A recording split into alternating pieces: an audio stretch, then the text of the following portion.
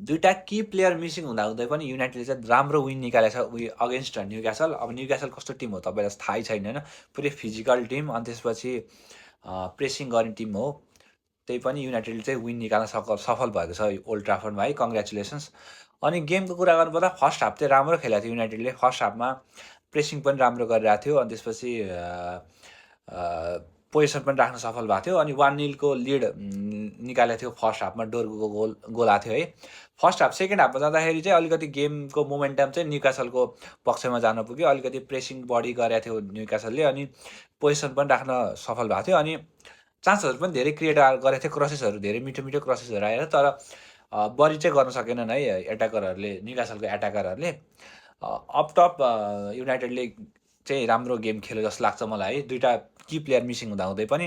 I think it was a great game by Manchester United. अनि डोर्गु, मेरो लागि चाहिँ डोर्गु म्यान अफ द म्याच थियो है। तपाईँहरूलाई के लाग्छ प्लिज डु कमेन्ट है। अनि त्यसपछि अहिले चाहिँ करेन्टली टप 5मा पुग्यो है केटा हो युनाइटेड। हुन त एक गेम बढी खेलेको छन्, त्यही पनि अब टप 5मा पुगेका छन्। अब हेरौँ आजको गेम, अब आज बेलुकाको गेममा के हुन्छ। ल केटा हो, गुड बाई।